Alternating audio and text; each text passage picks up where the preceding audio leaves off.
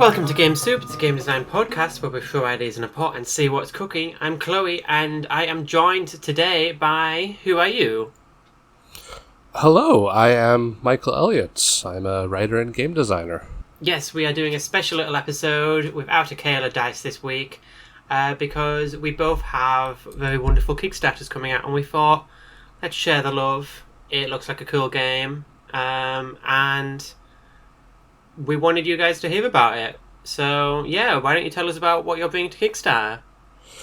Yeah, so I am making a game called Kassandra King Devil's Dice. It is a single-player neon noir occult RPG. And it is, you play a woman named Kassandra King. She is a private investigator who does odd jobs and occasional work with mysterious occult forces. You have a series of moves inspired by games like Ironsworn and other PBTA games.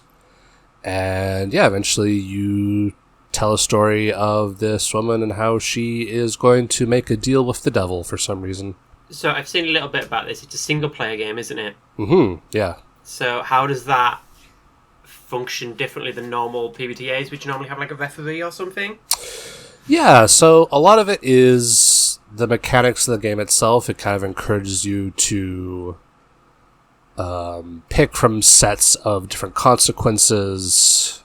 It encourages you to envision certain things. It comes with a few cast of characters that Kassandra already knows, and random tables that let you generate different places. So it is kind of a way of you exercising your own imagination and telling the story through die rolls and decisions you make. That's cool. I've backed it myself, or I will be backing it shortly after we recorded. Oh, thank you. Yeah, it looks really cool. So yes, we have Michael on the pod today. We thought we'd just do the usual random word cooking. See what we can't cook up. So, I have the random word generator open. Have you got it there, darling? I did. It was slowing down my computer a bit because it's full of ads, but I think I can manage. Oh dear. Well, my first word is pop. Have you got one? There it is. Leaf. Pop leaf. Okay. Do any ideas spring to you? The very first thing I thought about was Fern Gully. So we got that going for us. Have you seen Fern Gully? I've heard of it. Okay. I'm imagining animal people. Am I even in the right ballpark? Man, I don't remember. Kind of no. It's like fairies in the forest and like talking animals. Okay. And I've had a little Google and it looks very the animator who did Anastasia. Yeah, kind of infamous in the spheres I run in of casting Tim Curry as the sexiest, horniest pile of ooze that has ever existed, named Hexus, which is an incredible name. But yeah, he is basically plays as like the embodiment of like industrial pollution that is like, or like decay or something that was like trapped in this ancient magical tree. Loggers come in, cut it down. Hexus is gonna destroy everything unless they come together. Anyway, there's like a dance scene with like a pop song. So that's where my mind went to. We don't have to go in that direction. No, I can see a game where you play as like woodland animals and like I don't know if I don't know if we even need to put in like fairies and stuff, but I guess like that could be an expansion. There you go. Where you are animals fighting back against these loggers and the forces of pollution. It's very Captain Planet about it, but I do quite like that idea of like it's kind of like eco-terrorism, but you are very cute, small talking animals. Kind of like Honey Heist, but like different sorts of crimes. Yeah, it's a bit over the hedge in that you are a bunch of random woodland animals against the encroachment of suburbia. But like Mm. in each session, it's like, right, this time we're taking down a logging company, and it's like a bit comedy muck muck hitman.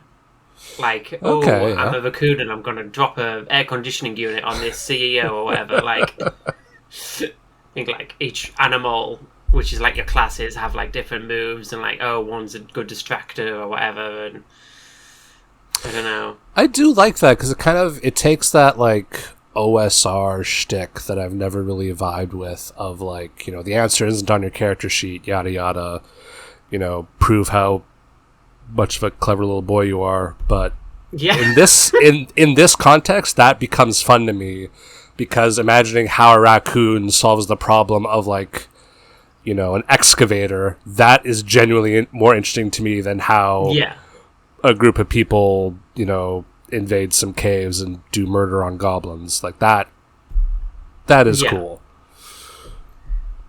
It's like I'm thinking if I'm a raccoon having to blow up an excavator, well, I'm thinking have they maybe got dynamite on the premises so they can do like initial blasts or something? It's like, oh well, now we have to get through security to get to the dynamite. It just generates its own. Yeah.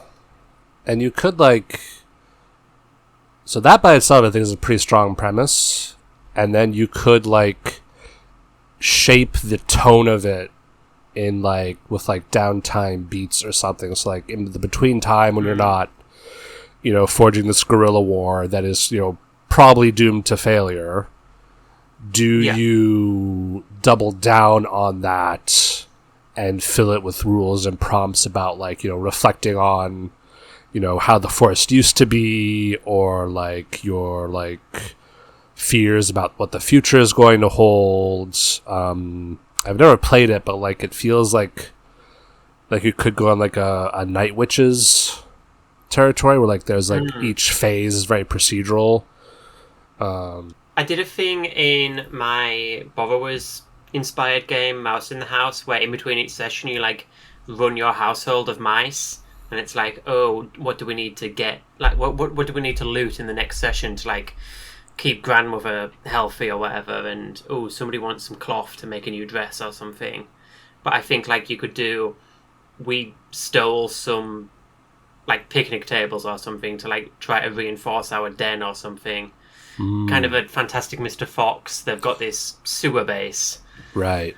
God, I do love that we are like increasingly in the territory of like trad game with like this very non-trad theme of like, yeah, we got your rules light dungeon crawling, we got your base building, we got your resource management, and yes, you will be playing a fox. We have everything you could possibly want. This is what you wanted, right? So I do really like that idea. can you think of a name for this game then? Oh shit! I'm starting with the hard questions right in front, huh? Okay. I think like you said about guerrilla warfare is kind of funny, but I don't think we have any guerrillas. So Yeah. Oh, so someone has definitely made that game, right? Or like it has used that name, right? like Woodland Warfare or something. I don't know. Yeah. More. I'm really trying to think of like OSR titles that I could riff off of, and I'm kind of coming up blank. Something like a related to like Out Into the Dark or like Out of the Dark or like Fur in the Dark. No, probably not. Probably not that one, right? I think I've seen that at conventions before. Yeah, yeah. It's a different kind of game. Okay, I'm just going to stick with Woodland Warfare. Let's go to the next pile of words. So, I have capital. Wait, we do more than one on the show? Oh, man. Oh yeah, honey, we keep going. Okay. Oh, I have reckless. Awesome. Reckless capital. I think I've made this game a couple times, actually. Yeah. My spiel I always give about my company not writing games is I do like single player games, narrative style RPGs, and story and anti-capitalist stories. So yeah. See, my brain is thinking of you are the mayor in SimCity, and you have to embezzle as much money as you can. And it's a single player game, and each page has a different, like each prompt has a different a guy coming into your office like, Mayor, we've got no money for the parks anymore. What are we going to do? People are rioting. And it's like, okay, I could spend money on the parks, or I could go to the Cayman Islands. Like, yeah, that big boat brain disease is always there, right? The possibility of a yacht hangs over always you. an option in every pick list. Go to the Cayman Islands, have a pina colada. God, yeah, like a weird, like, deep investigation into the alternate reality that the rich get to live in, where at any time they could just go to a different country for a while. Or like have like an exhaustive list of truly bonkers ways you can spend your time because you have the money to do so. Yeah, that could be fun. I also kind of like the idea because Oh, sorry. Go ahead. No, there was this one, like, I think it was like Choose Your Own Adventure game on itch that was like you wake up in the body of Elon Musk or something. Oh, it was Jeff Bezos. That was great. Yeah. You're trying desperately to get rid of all your money. Oh, that was so good. You just can't. Yeah. Because you have so much of it, yeah. God, yeah, I remember playing that. It's like got to a point where it's like, oh, I'm so sorry. Like, you have, by doing nothing else, just through interest alone, you have accrued millions more dollars that you now have to get rid of. Christ. Yeah, that is really cool. I also, like, I've been, one of the touchstones for Kassandra King was a series of comics called The Black Monday Murders, which kind of posits that, like, the global economy, you know, in addition to being largely a fiction piloted by rich people, is also like partially created by a compact with like the devil, and so like magic and occultism flows through the exchange of wealth as well. So like the backbone of like magic is like these economic practices or deals, and like this detective who's like on the outside like starting to realize this is what's happening. And so in that theme, I do kind of like the idea of like exploring the weird, God, what's the word? The opposite of necessary or contingent.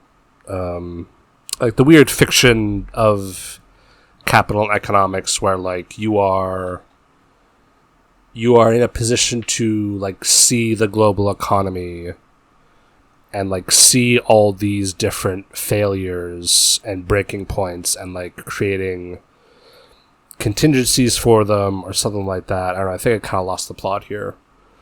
I could kind of like I could definitely see a game where you all play as like new money, like millionaires, and you're like, you've somehow got access to this devil magic because you've become so massively wealthier than the normal person that you become a different type of person.